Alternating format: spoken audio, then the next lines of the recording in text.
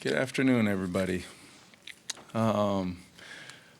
Incredibly, close, hard-fought game. We're moving forward. A lot of things we can improve on. A lot of things we did well, and look forward to the challenge this week on a short week, heading out to LA to play a really good team. And we got to have a good week of preparation. Good, really 48 hours or so of preparation before we head out of here.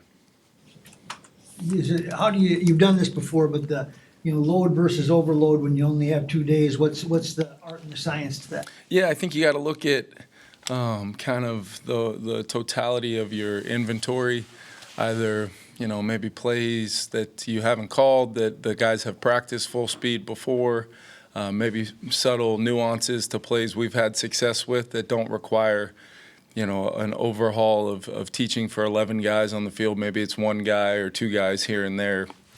And then you just got to, really trust in a tight plan that has answers for the guys. And, then it's, a collective organizational effort, spearheaded by Tyler and his group of getting these guys feeling good and turned over. And that process has started already. And go try to win a game. Kevin, how are things looking for TJ and Dalton this week in terms of whether they can come back from IR? Yeah, it's early. We'll make that determination, kind of as these next couple days. We obviously, as we put together game plans, want to have a good feel for that, but, very much a possibility. What's your outlook for Cashman? Yeah, he's progressing, coming along from that toe in a way where I think don't know if he'll be available or not yet. As far as the estimations on his workload via the fact that we're taking the tempo down on practices and the workload as we prep for Thursday. And if we can have him, great. If not, I do feel very positive about the Colts game for sure. But he's not. I'm not in a place yet to rule him out quite yet. Coach, how much you beat yourself up for yesterday's loss? It feels like around town here, people are kind of thinking it was a well-played game, a tough game, but something that you could look for good things out of. Yeah, I'm not really in the business of the moral victories and things like that. It was a divisional home game. We did a lot of things to win the game. We did a lot of things that contributed to not winning the game. And my job is just continuing to press forward and trying to elevate kind of our standards and really I think in the eyes of a lot of folks maybe looking at the first 6 games maybe we're in a different spot than people thought we would be in, but that has really never meant anything to me or our team. It all came down to just 4 quarters, an opportunity yesterday, pretty even, tight fought game, just looking at the how the box score ended up turning out and all those things. But a game like that and games that I do believe are out in front of this football team, it's not about that. It's about, that one play in the second quarter that could make the difference, that one clean execution where we don't have, a self-inflicted penalty or a mistake that sets us behind the chains. It's just simple execution and guys doing their job offensively and then defensively. It's the same thing, trusting in the plan and doing everything we can on an every snap basis to give ourselves the best chance to win football games. And regardless of the opponent, that's what we have to do. Different challenges each and every week in this league. Sometimes it's the situation of Thursday game, Sunday night game, Monday night game, whatever it is. We just have to, prepare accordingly based upon playing good football and getting our team ready to go. And it starts with me making sure we do that. And I feel incredibly confident in our football team, but we got to go to work and we got to, with the success we've had, raise the bar and continuously raise the bar and try to do that every single week, regardless of how many days of prep you get or short week, long week. None of that stuff really matters. What's the challenge of playing at Sean McVay's? Yeah, they're going to be, even on a short week, they're going to be incredibly well coached in all 3 phases. I think they're, doing a lot of really good things on defense with some really good young players. It's a high intellect scheme that I know they'll have, some things for our offense with his understanding of kind of the foundation of maybe a lot of the things that we do. So we've got to prepare for that.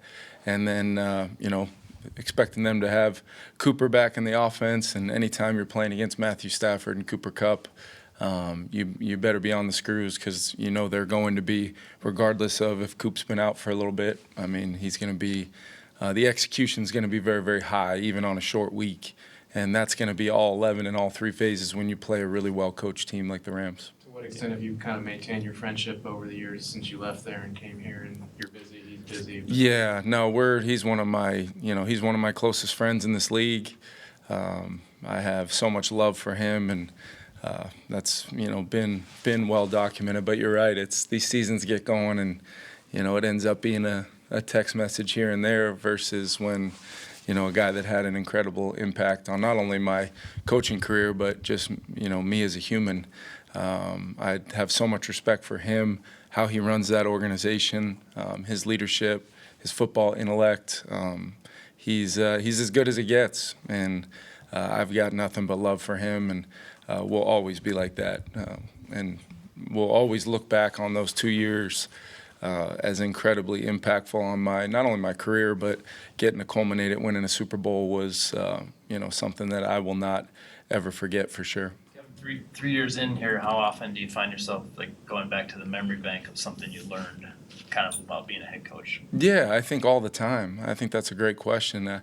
All the time, and that's one of the things that probably made me feel so prepared for this job was his willingness to allow me to be a part of things that maybe at other places, offensive coordinators aren't a part of. I got to see a lot, learn a lot, ask a lot of questions, probably one too many for his liking. But yeah, I do. And I think the process of that organization, the culture, the people, the player ownership-led kind of driving force behind that, bar being raised during my time there to eventually win in the last game we got to play together, at SoFi in the Super Bowl, was a culmination of a lot of things that I always look back on. That's a huge part of my experience that led me to this opportunity, and like I said, felt incredibly prepared for it, with much of it having to do with my 2 years there. With that said, how much of it is going to be like a chess match? Like, I know what he's going to do, so I'm going to do this, but I know that he knows that, and I'm going to do this? Yeah, to a certain extent, for sure. But at the same time, especially on a short week, you can't get too carried away with that because it's still going to be 11 players in Vikings uniforms playing against 11 LA Rams in their uniforms. And thank goodness for the viewing pleasure at home. It's not going to be Sean and I going one-on-one. Even though I think he's probably quicker, a little bit more sudden change. But I've definitely got the length and, sneaky athleticism maybe. But yeah, it's something you can't get too carried away with for sure. Kevin, you mentioned Matthew and Cooper and just their synergy. What do you feel like has allowed them to have as successful of a connection as they've had? Well, they put a lot of time in.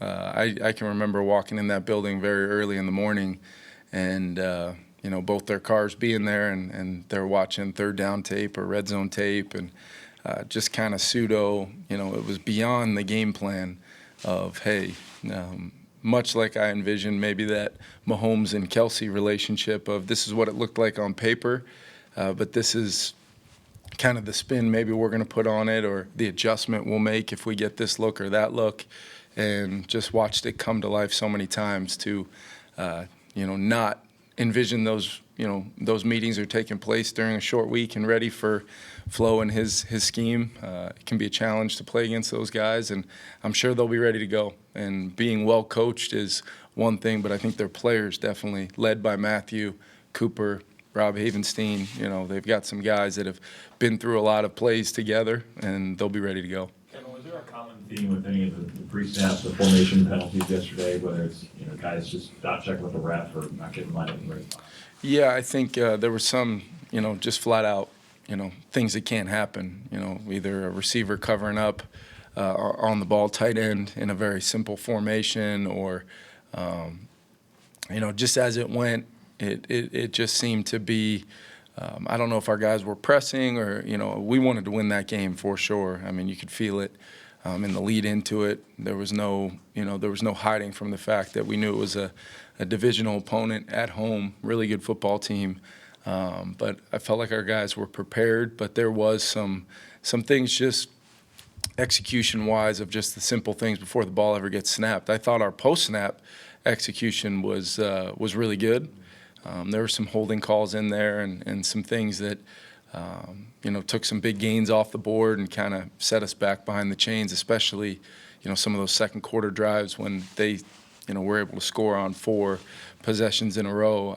I didn't particularly think we did enough as an offense to make sure we helped combat that kind of momentum swing that took place there. We got it back in the third quarter, which was a good response, but against a team like that, like I said, I mean, it could be a drive starting play in the second quarter that might be the one you think back to in the fourth and say, what if we could have got that play off or been 2nd and 5 instead of 1st and 20, backed up on our own 10. Like you just saw enough of that stuff that we got to get it fixed.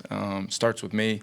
I got to challenge everybody, coaches, players, to make sure as we raise that bar, we need to start seeing, the every snap, and it at times can feel like it's, a little bit of a momentum thing going against us.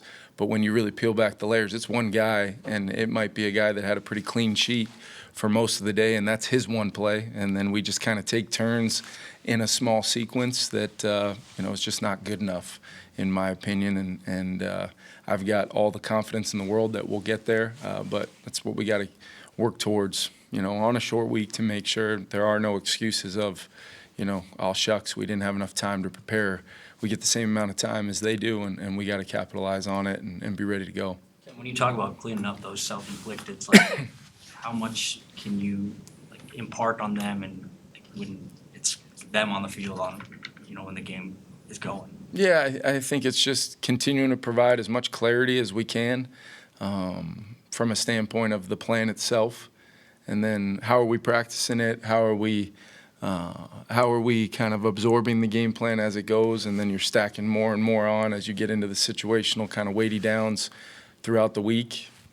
I think that a lot of it too is, guys working through things throughout the week, maybe don't get the same amount of reps they would if we were just totally healthy, but as I'll tell our team, newsflash, every team in the NFL are dealing with those things. So there is no excuses there, and I always look at how I could prepare the team better, how am I handling game day better, and there are some things that are some real head scratchers that, we could call that play 10 more times and we're going to line up right. What caused it?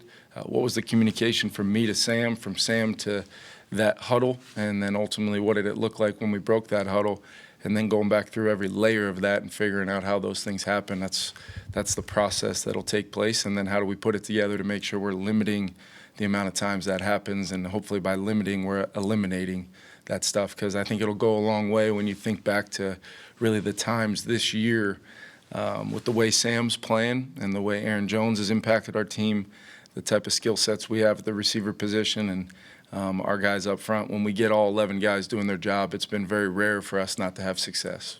Kevin, Dallas Turner, only 4 snaps yesterday. What was behind that? And I guess what can he do to earn more snaps moving forward? Yeah, he's working through it. I mean, he's a young player in a defense where the roles and responsibilities sometimes in game can adjust based upon what we're seeing.